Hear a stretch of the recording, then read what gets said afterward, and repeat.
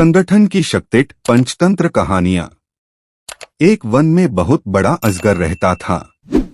वह बहुत अभिमानी और अत्यंत क्रूर था। जब वह अपने बिल से निकलता तो सब जीव उससे डरकर भाग खड़े होते। उसका मुंह इतना विकराल था कि खरगोश तक को निगल जाता था। एक बार अजगर शिकार की तलाश में घूम रहा था। सारे जीव तो उसे बिल से निकलते देखकर ही भाग चुके थे। उसे कुछ न मिला तो वह क्रोधित होकर फुफकारने लगा और इधर-उधर खाक छानने लगा। वहीं निकट में एक हिरनी अपने नवजात शिशु को पत्तियों के ढेर के नीचे छिपाकर स्वयं भोजन की तलाश में दूर निकल गई थी। अजगर की फुफकार से सूखी पत्तियां उड़ने लगी और हिरनी का बच्चा नजर आने लगा। अजगर की नजर उस पर पड़ी। हिरनी का बच्चा उस भयानक जीव को देखकर इतना डर गया कि उसके मुंह से चीख तक न निकल पाई। अजगर ने देखते ही देखते नवजात हिरण के बच्चे को निगल लिया। तब तक हिरनी भी लौट आई थी, पर वह क्या करती। आंखों में आंसू भर जड़ होकर दूर से अपने बच्चे को काल का ग्रास बनते देखती रही। हिरनी के शोक का ठिकाना न रहा। उसने किसी न किसी तरह अजगर से बदला लेने की ठान ली। हिरनी की एक नेवले से दोस्ती थी। शोक में डूबी हिरनी अपने मित्र नेवले के पास गई और रो रो कर उसे अपनी दुख भरी कथा सुनाई।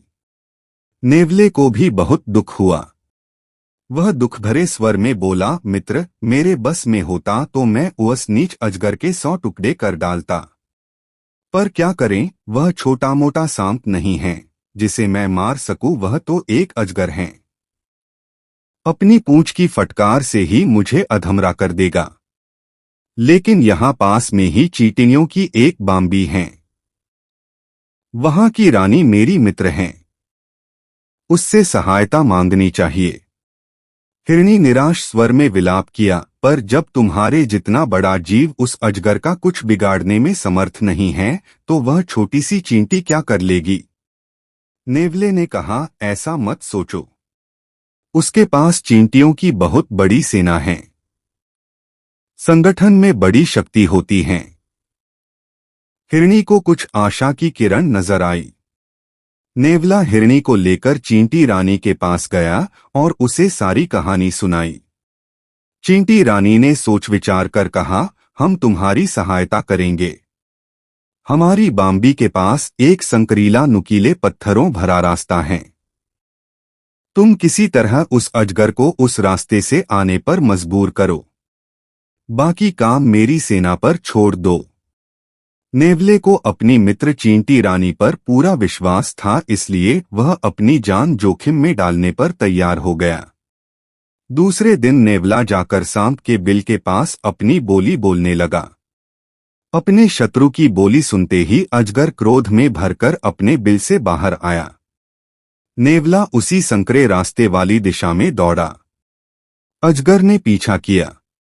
अजगर रुकता तो नेवला मुड़कर फुफकारता और अजगर को गुस्सा दिलाकर फिर पीछा करने पर मजबूर करता।